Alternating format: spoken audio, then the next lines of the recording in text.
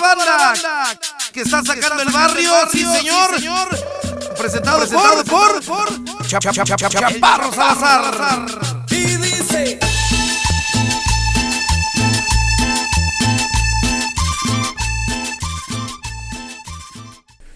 Oye, y tú dices que siempre fuiste fan del stand-up, entonces. Siempre. Desde chico. Siempre. Desde como los 14, Ajá, que vi a Bill Cosby haciendo su Bill Cosby himself, ajá. caí perdidamente enamorado. Cuando lo hacías sentado y todo el rollo. Por el ¿no? problema que tiene con sus rodillas, siempre lo hizo sentado. Ya, era como sit-down comedy. Pues sí, pero recordando que el stand-up no viene de estar parado, Claro. o sea, viene de stand up for your rights. Se protesta, ajá. Ajá. O sea, de ahí viene y efectivamente le quedaba perfecto como anillo al dedo el mote, porque finalmente sí estabas de pie con un micrófono. Claro. Y esto de hacer protesta, de stand up for your rights, por medio de la comedia en lugar de violencia, me parece mucho más atractivo. Sí, la neta sí. Y fue un rollo más como de los irlandeses, tengo entendido, por ahí. Pues mira, Tú que le sabes bien a la pues la historia que me sé, después de haber estudiado tanto, dice así. Todos los europeos que llegaron a Nueva York a cambiar su vida y que les dieron un pedacito de tierra, Ajá.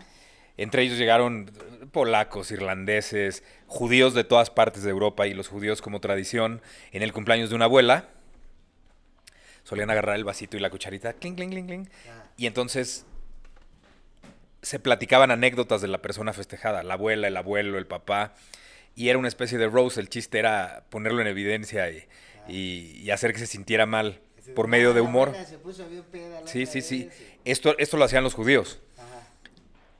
Tantas culturas que estaban mezcladas en Nueva York, pues pasó a los irlandeses, pasó a los polacos, pasó a todas las las diferentes razas. Empezó a permear Sí. en las razas europeas. Y en el teatro de revista de esa época había un maestro de ceremonias, y este maestro de ceremonias generalmente contaba chistes entre magos, entre bailarinas, o sea, entre sketch y sketch, entre número y número, era lo que hacía. Y de pronto esto empezó a crecer tanto que empezó a ser el maestro de ceremonias pues más stand-up que contar chistes. Ajá. Porque ya no hablaba de... El otro día a Pepito, no, ya era de mi hijo, ya era mi esposa, ya lo hacía en primera persona y la gente se identificaba. Esto brinca al radio Ajá. y del radio brinca a los clubs de comedia, y entre los 50 y los 60 es cuando empieza a tener el principio del auge en Estados Unidos. Ujú. Lenny Bruce, que era un genio en los 60, fue el primero que lo hacía como protesta. O sea, Stand Up for Your Rights lo llevaba a cabo por medio además de una comedia brutalmente honesta. Ajá.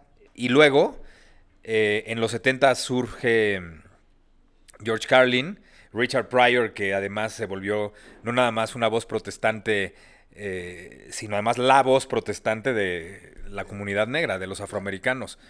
Y en los 80, lo que está pasando ahorita en México empezó a suceder en Boston. Ok. Todos los días había stand-up en diferentes bares, en diferentes clubs, y entonces eran una banda como de 30, quizás más, y lograron ponerse de acuerdo para presentarse pues, en una noche por lo menos en 3 o 4 lugares, y les funcionó muy bien, y ya de ahí esto empezó a volverse lo que está volviéndose aquí. Y bueno, que en Estados Unidos hoy en día es... No, bueno, si produces, diriges, escribes comedia, forzosamente tuviste que haber pasado un rato en un escenario por lo menos de 5 a 10 minutos haciendo stand-up. Claro. Sí, los grandes comediantes todos surgieron de ahí. No hay uno que no. En Estados Unidos el proceso es más largo todavía, ¿no? Digo, también porque hay más, digamos, hay más historia de la industria, entonces por eso un proceso de 10 años en realidad... Es un proceso Sucede, corto, ¿no? ellos siendo verdaderamente los creadores del show business, Ajá. pues todo lo hacen con una estructura bien establecida. Yo nunca voy a entender por qué aquí no has pasado de un año y ya tienes tu show completo. Ajá. Allá Yo tampoco lo son entiendo. 5 años para pasar, o sea, para traer entre 5 y 15 minutos. Sí. 20 máximo e ir reescribiendo y reescribiendo para tener 20 minutos sólidos. Y poder tener una hora pasa mucho tiempo. Tú tuviste una anécdota una vez en Laugh Factory, ¿no? O en el Comedy Store. Me contaste que unos estandoperos te dijeron, ¿y tú cuánto haces? Y les dijiste una hora. No, pues debes de llevar un chorro. No, pues llevo apenas un par de años. Me preguntaron, oye, ¿ya saliste en Comedy Central? Y les dije, sí. ¿Y cuánto llevas? 3 años. Y todos se me quedaron viendo así como... Sí, ¿cómo? Y ya tienes una hora. Y ellos te dijeron, yo llevo tantos años y apenas hago 15. Claro. También la industria aquí del stand-up fue un poco como más apresurada de repente en ciertas cosas, ¿no? Digamos que como ya venía de una base ya existente, tanto en Estados Unidos como aquí en México, de consumo de comedia, digamos que eso apoyó de cierto modo a que hoy en día el stand-up haya crecido un poco más rápido. No quiero decir que esté bien, pero creo que los procesos sí también han sido un poco más rápidos aquí, no sé tú cómo lo veas. No, exageradamente rápido. Sí. O sea, muchos improvisados, muy poca escuela, muy poca disciplina. Sí, eso me queda clarísimo. Y allá, pues allá sí van a la escuela. Allá sí se forman y lo hacen todo como tiene que ser. Y por eso, no el stand-up, el cine, el teatro, la televisión, el entretenimiento en general sale como lo ves. Claro. Ellos son los grandes creadores de este negocio. Y la comedia que antes era francesa o italiana y a ellos les pertenecía, hoy los gringos hacen en cine la mejor comedia. Pues en general yo creo que los shows que producen... No, bueno, el teatro y Broadway. Sí, Broadway se echa un quien vive. O sea, entre West End y Broadway es casi lo mismo. Sí. Pero pues sí, la industria del entretenimiento es completamente diferente. Es bestial. Sí. Y esta disciplina recalcitrante, brutal, con la que ellos hacen absolutamente todo. Aquí no, aquí es... Como es el mexicano y el latino, mucho más relajado y que su madre va. Creo que empiezan a surgir esas figuras también como que tú lo dices de disciplina, de trabajo y tal. Creo que hoy en día ya se está empezando a formar. También la neta, te voy a ser honesto, pasó que todos entramos a una industria que nadie conocíamos y que nadie sabía cómo era. O sea, que fuimos como, digo, en el caso de la generación que tú acobijaste, que eso es a lo que quería, que tú cobijaste, que es a lo que quería llegar un poco. Ajá. O sea, nosotros no entendíamos nada de nada. Nosotros éramos el parámetro, por ejemplo, de repente cuando llevábamos meses haciendo stand-up, ¿no? O sea, Sofía llevaría 1 o 2 años cuando yo la conocí, por ejemplo. Sí, Sofía me abrió como 1 año y medio. Sí, de hecho... Ya después siguió el Cojo, seguiste tú, siguió Héctor. Roberto Flores también me abrió, Diego Sanasi. Tomás Strasberg, Sí. Talavera, sí, muchos. Gon, sí, muchos Gon, ahí que Gon Curiel, de la sí. escuela. Y fue justo porque tú empezaste como a tomarte, en algún momento, tú tomaste como el abanderamiento del stand-up en nuestro país. Pues no es que lo haya yo tomado, es que no había. O sea, a mí me hubiera justamente encantado. no había. A mí me hubiera encantado que existiera lo que ahora existe. Yo no pude probar material en un open mic. Nada. Y ahora para hay como nada. 7. Hay cualquier cantidad, pero Sí. nada más en México. Esto ya está por varios estados Sí. de la República. Eso me encanta. Claro. Y todo mi primer año y medio, quizás los primeros 2 años, fueron, o sea, de experimentar yo solo. Uh-huh. Y con estos, no les quiero decir concursos, pero festivales de stand-up que armamos en el Café 22 surgieron muchísimos. O sea, Sí. de ahí la primera generación de Risa Sync. Y seguimos haciendo estos festivales. Y luego es cuando... creo que hay momentos claves. Sí. Entro yo a Imagen. Bueno, ya no era Imagen, era Cadena 3 o Imagen. Ajá. Conozco al Roñas. Ajá. Yo tenía mi Que el mi Roñas stand-up. es el productor. Claro, yo ya llevaba un año haciendo stand-up cuando yo entré a Cadena 3. a Cadena 3. Él se va de Cadena 3 no precisamente a Comedy Central, a MTV, pero que Comedy Central es parte de todo esto. Y se atreven y se animan a hacer primeros especiales de stand-up. Entonces la alineación, éramos muy poquitos. Sí. Ahí todavía no llegabas tú, ni existía el Cojo, ni nadie. La hice yo, y la segunda alineación también la hice yo junto con el Roñas. Ajá. Sí. Sí, que además fue Comedy Central Presenta, Sí. nada más así se llamaba. Y tú Pero la presentabas. primera vez éramos, o sea, de los que existen ahorita, Ajá. Todo existe. Escalante. Todos. Escalante, Sofía. Y yo, nadie más. De ahí ya no hay nadie más. Bueno, no. ¿Quién más? Es que... ¿Tú no estuviste en el que presentaste a Sofía, Sanasi, Sí. a Roberto Flores, a Escalante? Ese es el segundo, pero ahí no estaba Sofía. En el primero, puta, no me acuerdo tampoco. Pero No, sí, el primero todavía eran, te digo, estaba Escalante, estaba Sofía, estaba yo y un par más, ¿eh? Arturo Posada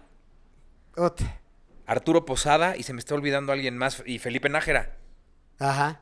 Eso fue Comedy Central la primera vez, y te estoy hablando del 2009, por ahí, 2009 no, 2010, Ajá. cerca del 11. Y luego vinieron más festivales en el 22 y empezaron a surgir más. Porque yo grabé mi primer comedy en 2012. Sí, pero ya llevabas un rato, Tenía yendo, poquito o sea, contigo. Ahí todavía yo no tenía estructurado el taller como tal, no tenía Claro. estructura y era nada más ayudarlos a que su rutina funcionara, ¿no? Ahí te voy a decir, cuando yo empecé, yo tomé taller con Juan Carlos Escalante. Ujú. Y entonces me invitó a un show y en ese show Talavera me dijo, oye, deberías de ir al curso de Gomis. Pero todavía no era un curso como tal, o sea, en realidad Pero llegaba sí lo todo llamaban. todo el mundo. Yo daba funciones en el NH Ajá. lunes, martes, viernes del Pelón. Sí.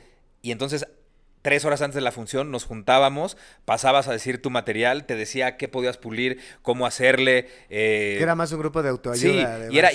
y era muy, trataba de dirigirlos, que fueras consciente de ciertas cosas, y ese fue siempre así, el que llevo haciendo desde hace 4 años para acá, sí ya tiene una estructura total, Ya es diferente. y es diferente, y además Qué bueno. les doy un brochazo brutal y largo de lo que es la comedia. Finalmente, si el stand-up es una especialización de la comedia, Ajá. no me imagino a un...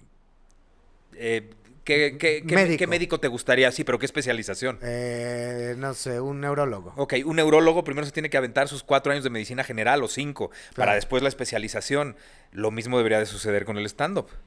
Sí. Una pincelada gigante, absoluta y total de lo que es la comedia, porque finalmente estás dedicándote a una especialización de la comedia. Que creo que hoy en día se está empezando a generar un poquito esa conciencia, o sea, se han empezado a dar como más talleres de otro tipo de cosas, o sea, yo por ejemplo con mi taller de impro, de repente he recibido mucha gente del Sí, stand-up, que me da mucho gusto. O sea, justo por eso. lo que siempre les decía a ustedes, güey, no te quedes en esto, toma clases de actuación, de redacción, o sea, de redacción, clown, de clown, de impro, guión. pero además la gente cree que la impro es decir lo que se te venga en gana a la cabeza y no. La impro tiene una estructura, así como en el stand-up, Claro. y es muy respetable y no cualquiera, si no has pasado y no te sabes las reglas del improv, te come, o sea, acabas muerto en el escenario con la gente que sí la sabe. O sea, Claro. si crees que la improv, o sea, y hablo del género, es igual que improvisar, están muy estúpidos. No, Para nada. por eso nosotros nos llamamos improvisadores no improvisados, justo por lo mismo. Y antes de eso, antes de los festivales, antes de Comedy Central, antes de todo eso, hay un momento, bueno, a lo mejor si me equivoco, pero el tiempo que llevo de conocerte, antes de que nazca el Pelón en los tiempos del cólera, hay un pequeño momento ahí, digamos, dentro de tu vida que es lo que te impulsa a hacerte este show, ¿no? Después de haber consumido tanto stand-up a lo largo de mi vida y haber leído cualquier cantidad de libros, Ujú. tuve un cursito realmente de fuego rapidísimo en Los Ángeles. Y me ayudó para algunas cositas. Ajá. O sea, no podía quedarme a un curso de 6 meses, pero pues me quedé una semana y la persona que me lo dio se moría de risa de mi persona. Me decía, estás loco, güey. Ajá. O sea, ¿cómo piensas hacer un show si no has hecho jamás stand-up? La entiendo, yo hubiera pensado lo mismo. Ajá.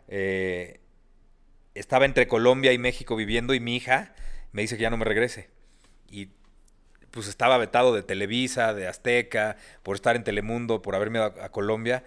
Y la única manera de quedarme era generarme a mí mismo mi propio trabajo. Y entonces empecé grabando una novela en México de Telemundo. Ajá. Empecé a escribir. Durante todas las grabaciones yo siempre me apartaba y estaba escribe y escribe y escribe y escribe, lo que después se convirtió en el Pelón en sus tiempos de cólera. Y había abierto un blog. Y cuando abrí el blog, puse un día, me fue muy bien. Ajá. O sea, de hecho el blog es lo que me lleva a escribir un libro. O sea, me buscan de Random House por el blog que yo tenía, que le iba Ajá. muy bien. Hice un día posteé una cosa que se llamaba Adultos Contemporáneos le puse de título. Y en ella narraba cómo fuimos educados mi generación, con frases y demás. Eran miles y miles y miles de comentarios. Ajá. Y me llamó mucho la atención. Entonces escribí una segunda parte y volvió a pasar lo mismo y dije, De aquí. la educación, sí. O sea, yo quería que mi stand-up, que mi one-man show de stand-up comedy tuviera un tema central. Ajá. Y esa era la educación. Entonces una vez que me di cuenta cómo hago una crítica y cómo me burlo de la educación, forzosamente tengo que usar a mis papás. Claro. Entonces, pues agarré a mi papá como arquetipo de padre latinoamericano, a mi mamá de madre latinoamericana, y conté mi historia, y pues tú sabes que en la comedia la exageración es buenísima y es importante hacerlo para hacer reír. O sea, no todo lo que yo cuento en El Pelón me pasó, Sí. no todo lo que yo cuento lo viví en carne propia, pero sí lo viví en casa de mis amigos, en casa de mis primos. Esa violencia de los papás a los hijos, tanto verbal como física, yo sí la vi. No la viví tanto yo, me habrán puesto 2 madrizas y ya. Ajá. Pero no, o sea, me preocupaba mucho y me sigue preocupando y ocupando la educación de los niños. Entonces, Sí, sí. pues el Pelón tenía ese tema. O sea, hace ratito estábamos platicando y me decías, pero duraba 2 horas 10, pero ya después llegó a durar como 2 horas y media cuando la gente te hacía preguntas. Nunca pensé que iba a pasar, o sea, que pasara lo que pasó. Y además que la gente viviera esa catarsis y tomara conciencia. O sea, para mí la comedia no puede ser nada más salir a decir pendejadas. Tiene que haber algo un poquito más Una allá. sustancia. Sí. Y creo que con El Pelón funcionó. Como O sea, tú lo decías, dejar la propina. exacto. Dejar propina siempre. Sí, Y esto de dejar propina, pues tiene su historia. Viene de Billy Crystal. claro. Cuando él empezaba en los 70, ya había hecho algo importante, el cumpleaños de Muhammad Ali, donde lo imitaba a él y a Howard Cosell, que era el que narraba el box de esa época. Va al cumpleaños de Muhammad Ali, rompe madres, mata brutal, Ali lo carga y le dice que es su hermanito y demás. Ajá. Y empezó a tener más shows. Y una vez el representante de comediantes más importantes de esa época le dijo que lo iba a ir a ver y que se quería ir a cenar con él. Si ese güey te representaba, tenías tu carrera hecha para siempre y tu seguro financiero Ajá. de por vida. O sea, ya tenías Híjole. todo el trabajo y estar tranquilo económicamente. Ajá. Y platicando, ya habían llegado al café y Billy Crystal estaba desesperado porque no le decía nada. Le decía, ¿y? Ah, ¿quieres que hablemos de tu show? Pues estás muy chistoso. Ajá. Imitas muy bien a Muhammad Ali, imitas muy bien a Howard Cosell. Me reí mucho, pero ¿sabes qué? No dejas propina. ¿Cómo que no? ¿Qué es eso? A ver, ¿quién eres? Pues yo siempre trato bien a los meseros. Exacto. tal vez, sí. ¿Quién eres? O sea, yo sé que imitas muy bien a estas personas, pero ¿quién es Billy Crystal? ¿Estás casado? Sí. ¿Hijos? Una hija acaba de nacer hace un año, y tú puedes mantener a tu familia con lo que haces. Y dice, no, pero es que mi mujer también trabaja. ¿Cómo? Los dos, o sea, los dos llevan el dinero a la casa, sí. Sobre todo más ella, porque ella es doctora, entonces va desde las 9 de la mañana. Dice, ¿cómo? ¿Y tú te quedas con la niña solo? ¿Y por qué no oímos eso en el pinche escenario? Claro. El día que tú te atrevas a quitarte, a desnudarte, sin quitarte la ropa, Sí, a sí, desnudarte y la gente sepa quién eres, vas a hacer un bombazo. Y Billy Crystal se enojó muchísimo, no lo entendió y le cayó el 20 como al año y medio por ahí y empezó a hacer eso. Él explicaba, le decía, mira, si yo no hubiera venido a cenar contigo, en el coche hubiéramos ido mi esposa y yo platicando, qué chistoso y eso, y nos hubiéramos ido a cenar y el tema de la cena hubiera sido otro, no tú. Claro. El chiste es provocar que cuando la gente se vayan hablando de ti y te hayan conocido un poco y se hayan visto reflejados en ti. Eso es lo que a mí me gusta y llegar un poquito más allá. Si los hice pensar, cuánta gente, y estás de testigo que en El Pelón me decían, es que me cayó el 20, yo tengo que tratar diferente a mis hijos. Sí. O sea, hubo muchos psicólogos que pasaban a saludarme al camerino al final y me decían, güey, tú estudiaste psicología, pero ¿cómo le hiciste para llevarlo a la comedia? Le dije, no, yo no estudié psicología. Nada más creo en Saqué a flote lo que ya hacer eres. humor partiendo del dolor, Claro. que eso es esencial. El humor, la comedia tiene que nacer del dolor y siendo muy honesto y contando mi vida, pero al contarla te tienes que reflejar automáticamente tú. Y la gente se reía mucho de cosas que no tenían ni siquiera un remate de chiste, sino que se acordaban y haciendo catarsis empezaban a reírse de nervios, y esto los iba contagiando a todos y se volvió un éxito por eso. ¿Qué te dolía a ti cuando estabas escribiendo El Pelón? O sea, como para sacar todo esta ese infancia humor. y adolescencia de carencias no materiales, Ajá. de carencias de papá y mamá, de no mucho tiempo con ellos y estar tanto tiempo con ellos, eso yo no lo tenía muy bien resuelto. Ok. Y después de más de 1500 funciones, de oírme decir todo lo que yo decía, Ajá. pues fue mi mejor terapia, o sea, fue la mejor terapia, porque tú en realidad, hasta que exteriorizas tu dolor, es cuando lo interiorizas Claro. y lo entiendes. Entonces, por ahí estaba ese dolor, el dolor de tener una hija con un matrimonio partido Ajá. y saber, porque sí me duele, o sea, a mí me duele que los niños estén mal educados y estén educados con violencia. Ajá. Todo ese dolor fue el que lo eché en la licuadora, licué, y de ahí surgió el pelón en sus tiempos de cólera. Y que en su momento también, o sea, antes de todo lo que hay actualmente con el stand-up, que la gente de repente dice, ha sido nuevo o es nuevo, la chingada. Si acaso los que más o menos ubican realmente qué es el stand-up, dicen, pues lleva poco, ¿no? Pero antes de eso, digamos que en la prehistoria del stand-up mexicano al menos, pues existió este show que en su momento fue el más exitoso y que tenía el nombre de stand-up, que era El Pelón en sus tiempos a de mí me cólera. queda muy claro y suena mamón y hay gente que va a decir que no, y al decir gente es estandoperos que lo van a negar, pero pues todos los que hoy se suben y todos los que se suben desde hace años y años y años, no hubiera pasado eso si no hubiera existido El Pelón. O sea, Sin duda. esta madre fue la que le abrió la puerta al stand-up en México, que se había intentado sin éxito antes. Ajá. Pero esto a mí me queda claro, o sea... Porque, por ejemplo, Adal lo hacía, pero no nada más me quedé en el éxito de ya chingué y lleno lunes, martes y viernes en el NH, y cuando estaba en el Café 22 tenías que comprar con meses de anticipación para poder ir, sino que me volví un servidor de todos ustedes. O sea... Pues la verdad es que sí les compartí el escenario y en el NH que cabían 300 personas, con 300 personas, o en las giras les llegué a prestar escenarios para que ustedes crecieran con 2,000, 3,000, 4,000 personas. Sí. De hecho, a mí siempre que me preguntan así de ¿cuál es tu mejor show o cuál de los mejores shows que recuerdas así? Yo siempre pongo la primera vez que te abrí, que fue la primera vez que yo me presentaba solo frente en el NH.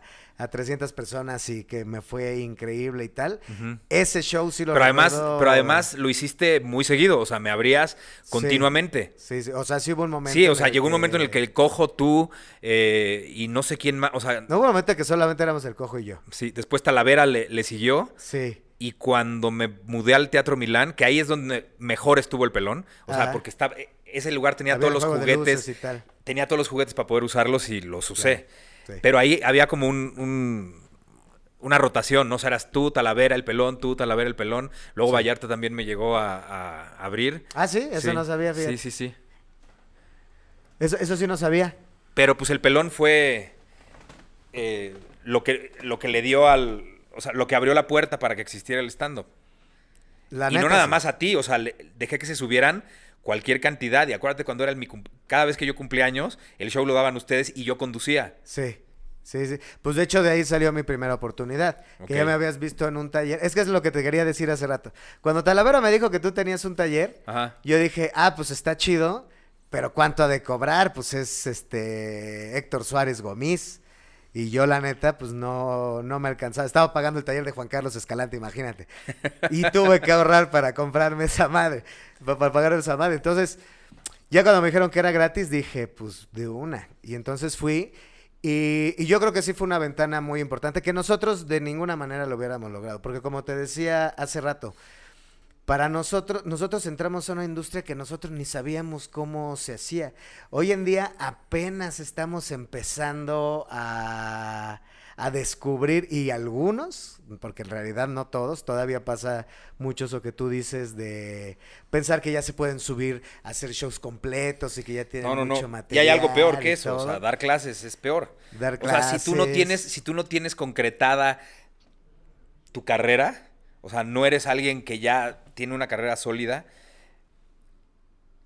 estás mal preparado. Aunque sigas haciendo stand-up, te sigues preparando conforme lo vas haciendo. Ujú. ¿Cómo no estando absolutamente preparado, preparas a otras personas? O sea, las preparas y empiezan a cojear. y y adolecer de muchas cosas que les hacen falta.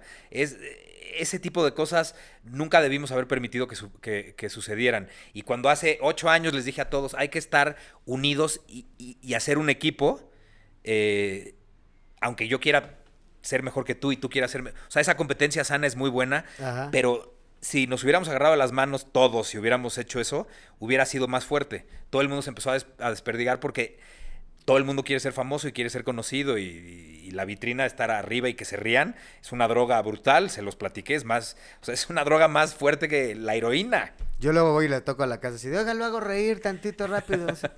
Véndame unas 4 risitas, en serio ando bien erizo. Sí. Empiezas a oír que lo que tú te imaginaste y creaste en tu mente, lo pasaste a un papel, lo dices y tiene un buen resultado. Y tiene resultado, es alucinante. Sí. Sí.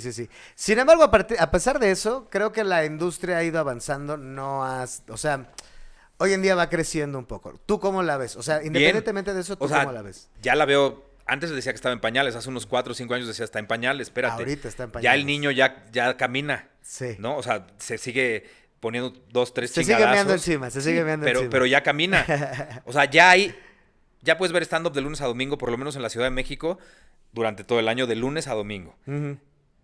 Y sé que hay lugares de provincia que están cerca de tener lo mismo. Si no es de lunes a domingo, es de jueves a domingo o de miércoles a domingo. Ya son varios lugares de la República Mexicana que está sucediendo eso. Eso es importante. Y luego con las grabaciones de los especiales en Netflix y demás, esto le hace mucho bien al stand-up. Lo que no le hace bien es que improvisados y gente que apenas empieza sea la que dé la cara por el stand-up en la televisión. Claro, sí. Pues mira, ahí vamos avanzando más o menos y es la idea. Pero tú por tu lado, pues, aportaste lo que tú consideraste que era bueno aportar, que la neta yo considero que ha sido bastante. O sea, como tú lo dices, y yo lo considero, no porque estés aquí, lo digo en todos lados, si el stand-up mexicano hoy en día es lo que es en gran medida porque de entrada tuvimos un apoyo como el tuyo. Un brazo como el tuyo, que a final de cuentas... Sí, que en su momento el apoyo era a todos. Sí. No, y aparte era un brazo muy fuerte. No era un grupo selectivo. Ya después que fui mandando a la chingada a varios, por malagradecidos y demás, no me interesa tener gente malagradecida junto a mí. Pues sí, pasa. Y cabroncitos y cabroncitas, sí, no. Pero eso hay en todos lados. Sí, en todos lados. Por supuesto. Y uno tiene que estar alejado de las pinches víboras, ¿no?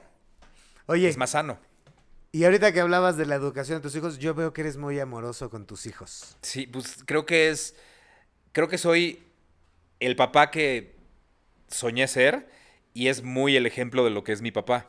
Ok. O sea, mi papá es un hombre lo ven muy fuerte y tiene una energía dura, pero es increíblemente amoroso y cariñoso y además de cariño físico, o sea, todo el tiempo te abraza y te besa y palabras lindas. Mis chats con él en WhatsApp de él están llenos de florecitas y corazones y sí, entonces o sea, yo creo ese es el ejemplo que tuve de papá, pues me imagino que así soy con mis hijos. Y así con tus hijos, ¿estás enamorado de tus hijos? Sí, yo lo he visto. Sí, perdidamente enamorado. ¿Cómo se puede estar tan enamorado de 2 personas al mismo tiempo? Yo no lo sabía, o sea, lo entiendes hasta que lo vives. O sea, porque cuando llegó Jimena Pablo llegó a la vida 12 años después de Jimena. Ajá.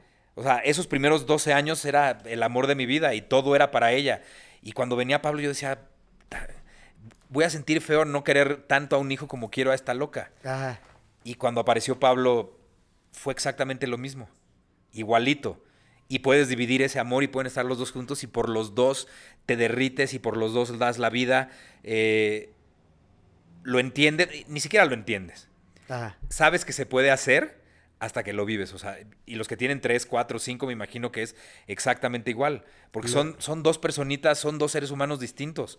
O sea, los primeros 5 años de Pablo y los primeros 5 años de Jimena son absolutamente diferentes. Claro. La niña es más buena, más tierna, más dulce, más suave y este es un pinche The Wild Beast. Es el pinche demonio de Tasmania. ¿Qué ves de ti en cada uno de tus hijos, por ejemplo? Uy. De entrada, la mirada, o sea, los ojos, las cejas y la fuerza de la mirada lo tienen igualito. Ajá. Y los dos ven como yo de abajo hacia arriba. Digo que obviamente ni O sea, me doy como cuenta, mirada- ¿no? Ni me doy cuenta, pero pues así veo. Sí. Y así, y ves fotos de mi hermana y así ves, y así ve, y ves fotos del papá de mi mamá, de mi abuelo Pepe, y así veía, somos muy gomis físicamente. Ajá. Son increíblemente sensibles al arte, Ok.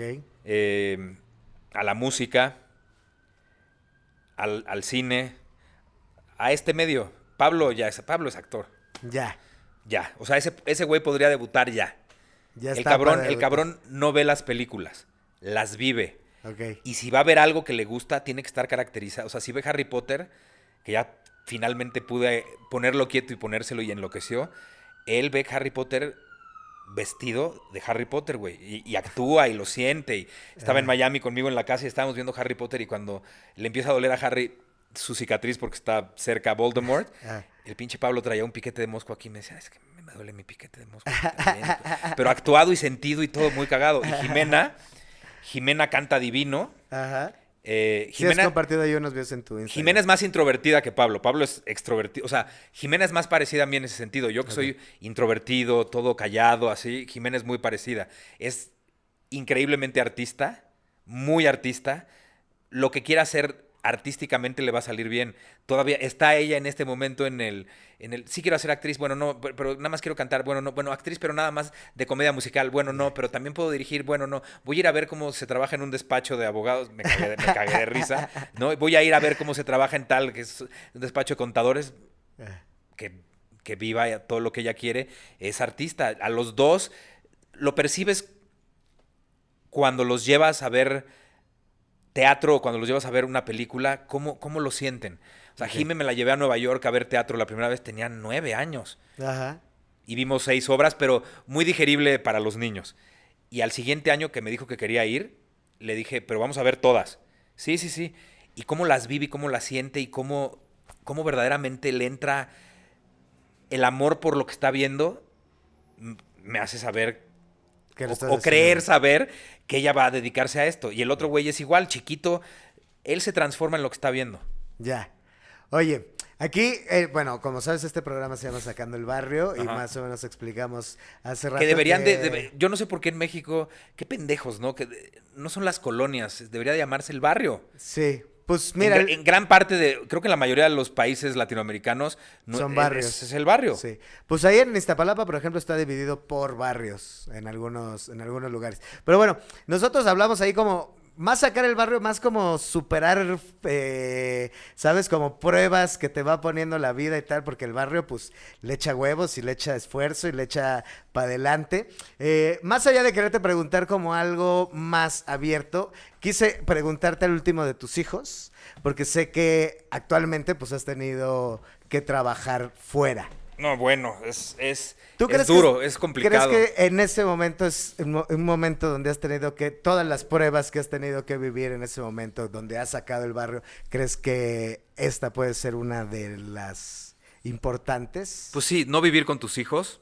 No viven conmigo. Ajá, Cada uno vive con su mamá. claro. Pero estamos juntos. O sea, aquí en México era un fin sí, un fin no, un fin sí, un fin no. Y Pablo, bueno, y Jimena me puede ver y la puedo ver entre semana lo que queramos. Ajá. Y con Pablo, él todos los jueves se iba a dormir a la casa. Si era su fin, se quedaba de jueves a domingo. Si no era su fin, lo dejaba en la escuela el viernes y ya pasaban por él. Ujú.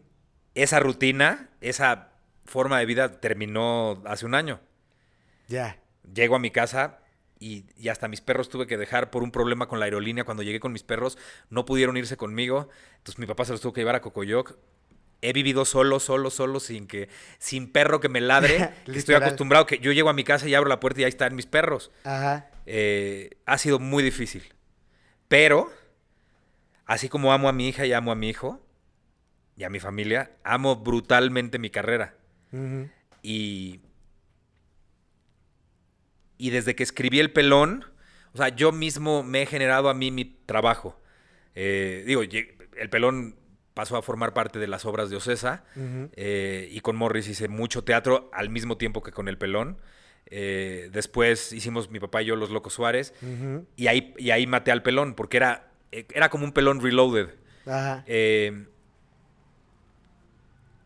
Y yo soy actor, sí, claro que amo el stand-up y lo puedo hacer, pero yo soy actor, yo necesito actuar y crear personajes o me voy a empezar a oxidar. Claro. Entonces, vino la oportunidad de Betty en New York que no quería. Ajá. O sea, cuando me la ofrecieron, yo dije, no tengo edad para ser Betty en New York. Ajá. Y 2 ejecutivas de Telemundo me llevaron a cenar. Seductoras, las más seductoras del mundo. Me vendieron el proyecto increíble. O sea, acepté. Y creo que fue la mejor decisión que pude hacer. Nos fue increíble. O sea, hubo muchas noches que la nota era que Betty en New York había sido la número 1 en cualquier idioma en Estados Unidos. O sea, le ganábamos en rating a ABC, NBC, Fox, CBS. O sea, sí nos fue muy bien. Y hay 3 personajes que son miel sobre hojuelas, que son lo máximo ahí. Obviamente Betty, Patricia la peliteñida o la güera oxigenada o la güera falsa. Ajá. Y Hugo Lombardi, el diseñador. Ok. Y creo que es el mejor trabajo de toda mi carrera. Pues mira, te han tocado cosas muy importantes. ¿Qué significó para ti o qué significa al día de hoy el pelón en sus tiempos de cólera? Todo. Primero que nada, haber cumplido con un sueño y haber llegado a esa meta. Después de haber visto a Bill Cosby cuando tenías 14 años. Y de haber visto tanto stand-up. Claro. Eso era lo más... Yo me había metido a la cabeza que antes de cumplir 40 iba a hacer stand-up. Y debuté 3 meses antes de cumplir 40. Ok. Me demostré a mí mismo que puedo hacer lo que se me pegue la gana. Ajá. Me demostré a mí mismo que puedo escribir, que puedo dirigir, que puedo... O sea, que todas las loqueras que tengo en la cabeza las puedo poner en un papel y que tengan... Y hacer que tengan luz y que tengan vida. Eso es lo más importante con el pelón. Y a mí me hace muy feliz el haberle servido a una generación de estandoperos. O sea, el haber dicho, cuenten conmigo y te consta que cuentan conmigo. Claro que sí. O sea, no es nada más de vayan a verlos, ¿no? A mí me vale madre abrirles y hacer 5 minutos y que ustedes sean las estrellas y yo su telonero. Mi ego está más allá de eso. Me gustó todo lo que pasó. O sea, para el ego sí, pero para mi vida me llevo todo eso que existe y que está pasando y todo eso lo provoqué yo. Sí. O sea, les duela, digan, o sea, eso es una realidad. Y no lo digo como diciendo, soy muy chingón. No, me da mucho gusto haber podido contribuir en algo para que la comedia de este país diera un volantazo y se fuera por otro lado, porque ya estábamos hasta la madre del mismo chiste con el que corrieron a tu bisabuelito y al mío del kinder, que era uno y otro y otro, claro, y otro y otro y otro, era lo mismo. Entonces, pasó algo y sigue pasando algo y para la historia va a quedar, sí, güey, y Gomis lo empezó. O sea, eso me queda clarísimo y me hace ser muy feliz. O sea, pude contribuir, amo la comedia, pude contribuir en algo para la comedia en mi país. Eso sí, eso es lo más importante. O sea, todo lo que te dije en resumen es la importancia que tiene el pelón. Y después de, obligué a mi papá a hacer stand-up. Sí. Y lo hicimos juntos 2 años y cacho, fueron como 350 y tantas funciones. Oye, tu papá también sacó el barrio. Sí, pero ¿sabes qué es tristísimo? Que toda la comunidad de estandoperos, si una pinche leyenda viviente, un ícono de este pinche país hace stand-up, lo vas a ver, ¿no? Claro. ¿Cuántos crees que fueron? No, yo sí fui. ¿Cuántos crees que hayan ido? No sé. ¿10? ¿12? ¿Qué pinche vergüenza? Eso te habla de la falta de querer crecer y de querer prepararte, y la falta de querer dominar tu medio lo más que se pueda, y la falta de preparación. O sea, hay que ir a ver a estas personas. O sea, si viene, ¿quién te gustaría que viniera a México a hacer 2 días? Chingo a mi madre si no vas. Sí, Dave Chappelle. Vienes, ¿no? Si vas, ¿no? Pues estaba un cabrón que si pones las 2 carreras a la par, es más ícono en su país que Dave Chappelle en el suyo, lo vas a ver. Lo tienes que ir a ver. Eso es bien pinche. En ese sentido, el gremio del stand-up estamos muy, muy poco unidos. ¿Y lo bueno? Hay unos egos brutales. ¿Y lo bueno del stand-up? que no se quedó en un rock en tu idioma, que fue una llamarada de petate. O sea, ya sé que hay muchos grupos de los que iban a funcionar, hubiera existido el movimiento de rock en tu idioma o no, siguen existiendo o existieron durante mucho tiempo.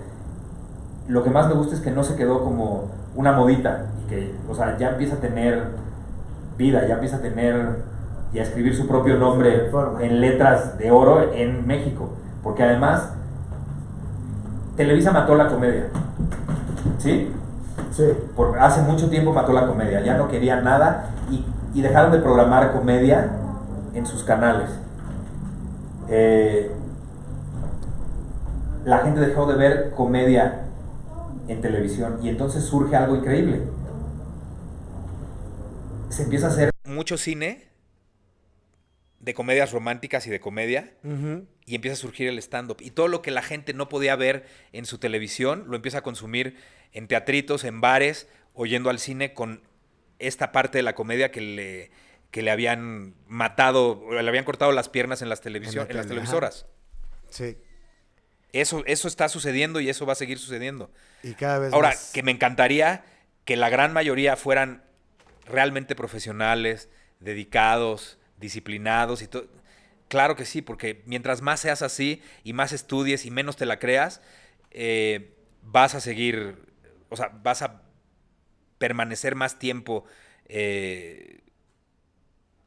como comediante, como estandopero. A ti te consta, porque nos hemos presentado muchísimas veces. Sí. Te consta que el pinche pelón estaba más que probado, ¿no? O sea, era un putazo. Ya estaba. Ya está, bueno. Sí. Tú me viste antes de salir a tus shows, abrirte, cómo me seguía poniendo. Sí. O sea, eso no se puede perder. El creer que ya la hiciste. Y perdón, yo ya había hecho más de 1000 representaciones y ya había llenado 3 veces el Olympic de Chicago y había hecho cosas chidas con el pelón. Ajá. Y aún así, siempre llegaba cuando iba a dar función y decía, puta, ¿qué tal que este es el día en el que te vas... Este es el día, güey, en el que te vas a dar cuenta que eres un pendejo. Y que todo lo demás era una fantasía. Ahorita te van a ubicar, güey. Entonces, puta, y si no se ríen, puta, ¿qué tal? ¿Y qué hago? Y si me gritan, y si alguien se mete conmigo, ¿voy a estar tranquilo como para responderle? ¿O me va a volver loco y le voy a romper su madre? O sea, pinche corazón se me salía y eso no... Lo extraño del último año para acá que no he hecho stand-up, pero voy a seguir haciendo stand-up. Ahora lo pienso hacer en Miami, en Estados Unidos, y tratar de abrir ahora la puerta que abrimos aquí, abrirla ya. Pues mira, aquí nos abriste muchas puertas. Yo ya nada más quisiera... Espérame, ya respuesta, sí, y claro que sacas el barrio. Sacar el barrio no nada más es enseñar lo maleducado que eres, sino es saber que tienes un pinche par de huevos con los que haces surcos y nadie te tira y sales adelante, claro. Claro. Y en tu caso, yo creo que lo que está ocurriendo ahora es una cadena de todos esos hechos, de que tú sacaste el barrio en el momento en el que no tenías trabajo y decidiste pintarle huevos a todos y decir, yo voy a escribir lo mío y voy a hacer lo mío el pelón en los tiempos, en sus tiempos de cólera. Y de ahí surgió una serie de cosas que no solamente te benefició a ti, sino que benefició a un montón de personas que hoy en día estamos haciendo esto. Y me encanta verlos crecer, y me encanta ver cómo han crecido de hace 8 años a la fecha. Es increíble. Sí, y pues yo, lo que me respecta a mí, querido, yo sé que no te gusta que te digan amigo, pero yo te considero... pero no me estás atendiendo en Cinemex. Pero yo sí te considero un amigo, y yo también, aquí, mi chaparro, en persona, quiero decirte muchas gracias por todo. Muchas gracias. Con todo el amor del mundo, a ti, al cojo, al pinche tío, a todos los que se subieron, y mi escenario siempre va a estar abierto para ustedes. Yo te lo puedo decir, el hecho de que tú hayas sacado el barrio, al menos a mí, me cambió la vida, y por eso te lo agradezco. Te doy muchas gracias. Gracias. Damas y caballeros, hasta aquí llegamos. Con Sacando el Barrio. Hasta la próxima. Y dice...